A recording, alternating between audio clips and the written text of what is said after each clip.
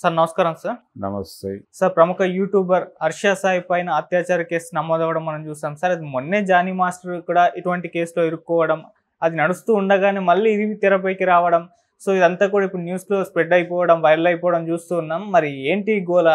హర్ష సాయి విషయానికి వచ్చేసరికి మీరేం చెప్తారు సార్ ఇష్యూ పైన? మీ కామెంట్స్ ఏంటి? హర్ష సాయి గొడవ అంటే ఒకటి, ఎవరైనా సరే మార్కెట్ ఎకానమీలో ఉన్నాం మనం. మనిషే సరుకుగా మారిపోయిన ఒక సందర్భం ఇది. మనిషిని మనిషిగా చూడకుండా సరుకుగా చూస్తున్నటువంటి పరిస్థితి. ఈ ధోరణిలోనే వ్యవహరిస్తున్నారు.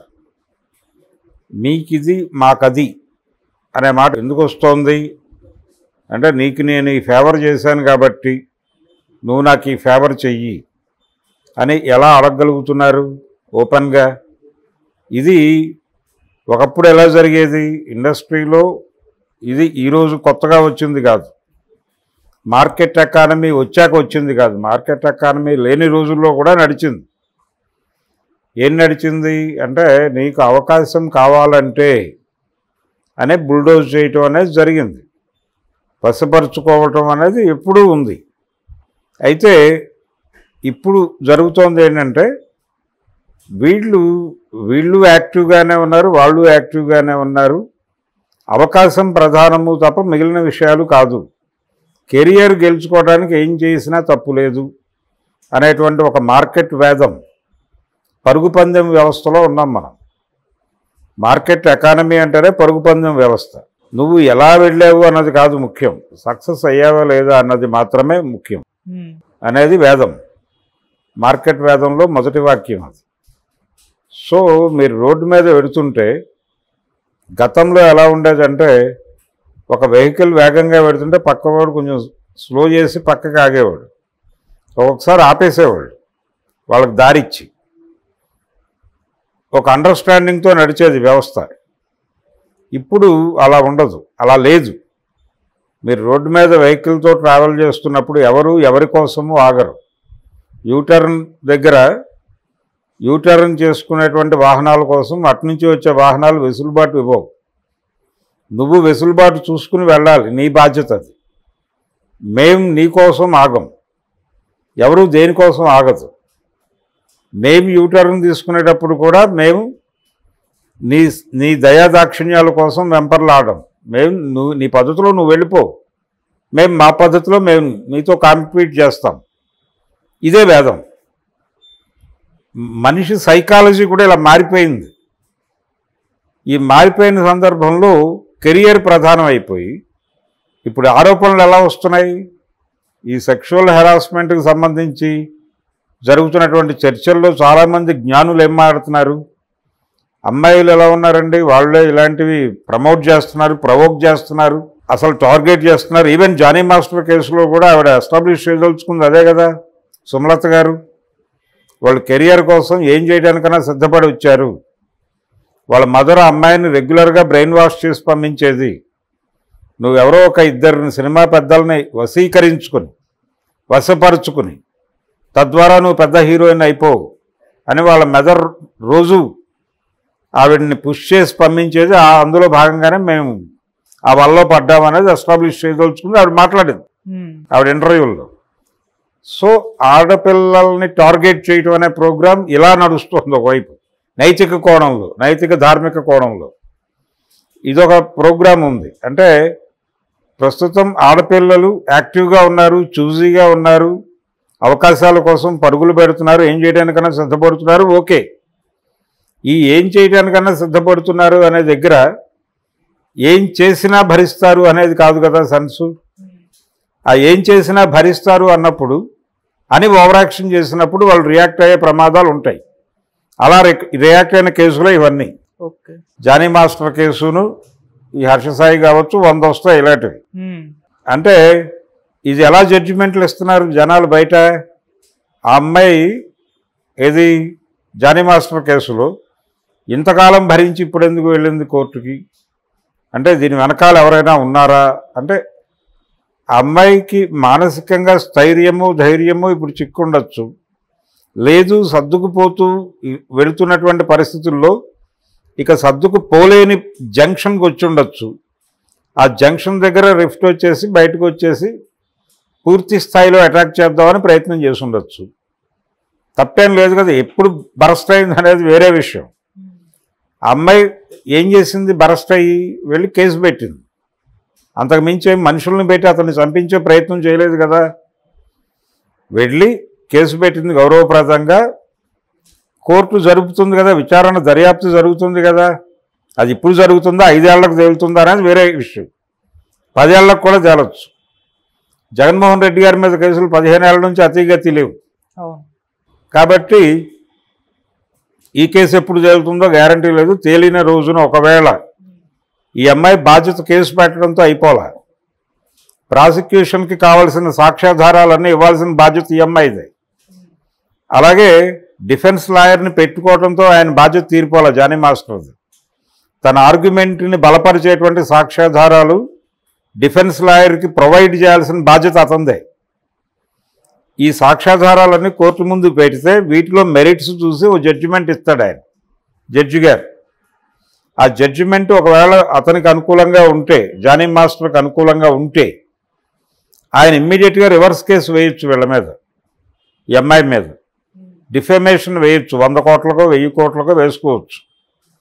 నీ వలన నేను ఇంత సంపాదన కోల్పోయాను అని చెప్పి, నా రెప్యుటేషన్ ఇలా దెబ్బతింది అని ఒక డిఫెమేషన్ దావా వేయొచ్చు కదా. ఈ అవకాశాన్ని ఎందుకు చూడరు వీళ్ళు? కేసు పెట్టగానే జడ్జిమెంట్లు ఎందుకు పాస్ చేస్తున్నారు? తప్పు కదా ఇది. కోర్టుని ఉల్లంఘించడం కదా, కోర్టుని అగౌరవపరచడం కదా. ఈ యాంగిల్లో ఎవరూ ఆలోచించరు. ఎవరి పద్ధతిలో వాళ్ళు స్పందించేసి జడ్జిమెంట్లు పాస్ చేయటం అనేది ఒక కల్చర్గా మారిపోయింది. ఇందులో భాగంగానే ఆడపిల్లల్ని టార్గెట్ చేయటం. ఇది వాళ్ళు ఓపెన్ కాంపిటీషన్లోకి వచ్చారు కాబట్టి దేనికైనా ఓకే చెప్తారు అని అనుకుని బిహేవ్ చేయటం తప్పు. అలా ఓవర్ యాక్షన్ చేసినటువంటి ఎపిసోడే హర్ష సాయిది.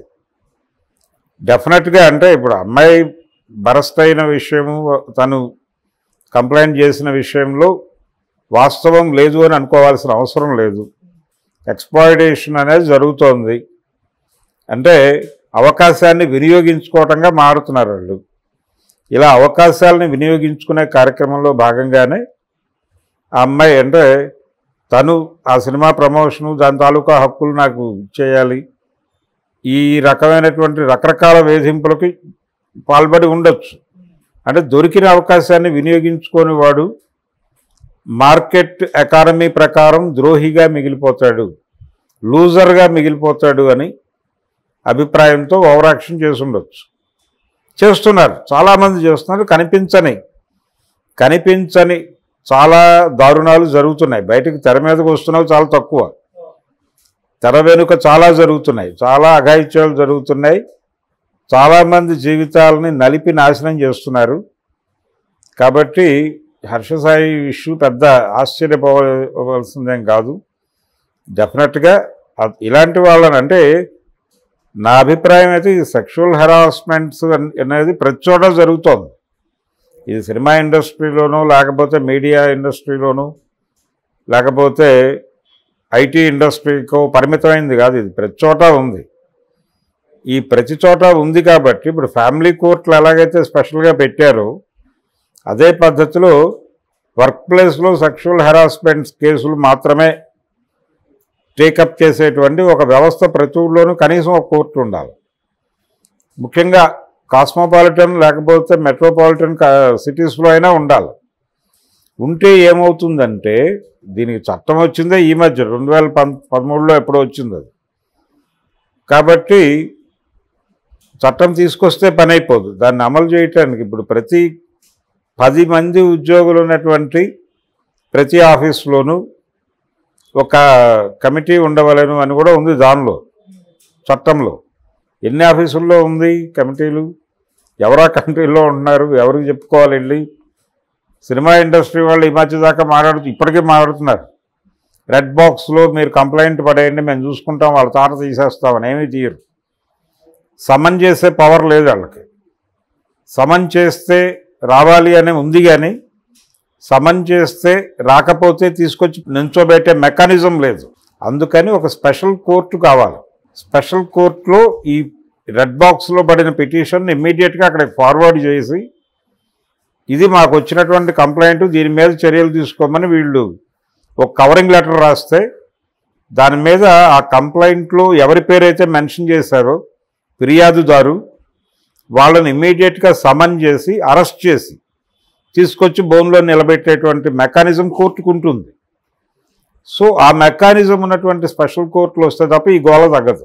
ఓకే, అలా ఫాస్ట్ ట్రాక్లో క్రైమ్ విచారించి ఇమ్మీడియట్గా శిక్షలు పడిపోతే కొంత ఈ అగ్రెసివ్నెస్ తగ్గుతుంది. అప్పటికీ జరగచ్చు. ఇప్పుడు చాలామంది సినిమా వాళ్ళు ఏం మారుతున్నారు ఇప్పుడు కొత్తగా, ఇది రెగ్యులర్ ప్రొడ్యూసర్లు చేయరండి, ఇలాగా రెగ్యులర్ ప్రొడక్షన్ హౌసెస్లో ఇలాంటివి జరగవు, వాళ్ళు ఇలాంటివి జరగనివ్వరు. ఇవి ఇలాంటి యాక్టివిటీస్ చేయటం కోసమే, అంటే అమ్మాయిల్ని వాడుకోవచ్చు అనే ఉద్దేశంతోనే సినిమాలు తీయడానికి వచ్చేవాళ్ళు కొంతమంది ఉంటారు, వాళ్ళు చేస్తారు ఇలాంటి పనులు. దానివల్ల మా ఇండస్ట్రీకి చెడ్డ పేరు వస్తుందని మారుతున్నారు కొంతమంది ఛాంబర్లో పెద్దలు. అది తప్పే, అది రాంగ్ ఆర్గ్యుమెంటే. అంటే మీరు అడ్మిట్ చేస్తున్నారు మా దగ్గర జరుగుతున్నాయి. ఇంకోవైపు ఇంకొంతమంది సినిమా పెద్దలు ఏం మాట్లాడుతున్నారు, జరుగుతాయి కానీ మేము ఇంటర్నల్గా మాట్లాడి సాల్వ్ చేసేస్తాం, పరిష్కారం అయిపోతున్నాయి కేసులు అని చెప్తున్నారు. పరిష్కారం అవుతున్నాయంటే సెటిల్మెంట్ చేస్తున్నారు మీరు. ఆ సెటిల్మెంట్లో ప్రెజర్ ఉంటుంది. అంటే మీరు తొందరపడి టోన్ రైజ్ చేయకండి, దీనివల్ల మీ భవిష్యత్తు అంధకారం అయిపోతుంది, జరిగింది ఏదో జరిగిపోయింది, ఇది ఎక్కడా మాట్లాడకండి, మౌనంగా ఎవరి పని వారు చేసుకోండి, ఏం కాదు, మీకు భరోసా ఉంటుంది, వీళ్ళకి భరోసా ఉంటుంది అని ఒక సెటిల్మెంట్ అనే పదంలోనే ఒక నిర్బంధం ఉంటుంది. అది అర్థం చేసుకోకుండా సెటిల్మెంట్లు చేసేస్తున్నామేమని మారుతున్నారు. అంటే వీళ్ళు అడ్మిట్ చేస్తున్నారు వీళ్ళకి తెలియకుండా అన్కాన్షియస్గా ఇలాంటివి జరుగుతున్నాయి ఇండస్ట్రీలో. ఇలా చట్టము దీనికి సంబంధించిన ప్రాథమికమైన జ్ఞానం కూడా లేకుండా వ్యవహరించడం వలన ఇలాంటి దారుణాలు జరుగుతున్నాయి. కాబట్టి దీనికి సంబంధించిన అవేర్నెస్ క్లాసెస్ పెట్టాలి. అది ఎలాగూ చేస్తారని నేను అనుకోను, కానీ కనీసం ఒక స్పెషల్ ఫాస్ట్ ట్రాక్ కోర్టులు ఉన్నా కానీ కొంతమేరకు ఇలాంటి దారుణాలు అరికట్టడానికి అవకాశం ఉంటుంది. లేకపోతే చాలా దారుణంగా ఉంది పరిస్థితి. పైగా ఆడపిల్లలను టార్గెట్ చేయడం అనేది చాలా ఎక్కువైపోయింది ఈ మధ్యకాలంలో. దీనికి రకరకాల కారణాలు, పర్టికులర్గా పోటీ రంగంలో ఆడపిల్లలు చాలా అగ్రెసివ్గా ఉన్నారు అవకాశాలు అందిపుచ్చుకోవటంలో. అది ఆ కాంపిటీషన్లో వాళ్ళతో కాంపీట్ చేయటం దగ్గర మగపిల్లల్లో ఒక రకమైనటువంటి ద్వేషభావం పెరుగుతోంది. ఇది ప్రమాదకరంగా మారుతోంది. అవకాశం దొరికితే ఏదైనా చేయడానికి సిద్ధపడిపోయే సైకలాజికల్ ఇంబ్యాలెన్స్ అనేది వచ్చేస్తుంది ఫీమేల్ సెక్టార్లో. అది మనకి సినిమాల విజయంలో కూడా కనిపిస్తుంది. బేబీ సినిమా సక్సెస్కి అదే కారణం, RX-100 సక్సెస్కి అదే కారణం. ఫిమేల్ మీద మేల్ యూత్లో ఉన్నటువంటి పోగుపడిపోయినటువంటి కొన్ని దుర్మార్గపు ఆలోచనలకి ఉద్దీపన కలిగించిన ఇలాంటి సినిమాలు. అందుకని ఆ సినిమా థియేటర్స్లో ప్రధానంగా మేల్ యూతే ఉండేవాళ్ళు ఆ సినిమాలు ఆడిన రోజుల్లో. ఫిమేల్ యూత్ అటువైపు తొంగి చూసేవాళ్ళు కాదు. కాబట్టి ఇది చాలా పెద్ద ఇష్యూ, అన్ని వైపుల నుంచి హ్యాండిల్ చేయాల్సినటువంటి వ్యవహారం. హర్షసాయిలు చాలామందికి అది తేల్తారు, ఉన్నారు ఆల్రెడీ. హర్షసాయిది బయటకు వచ్చింది.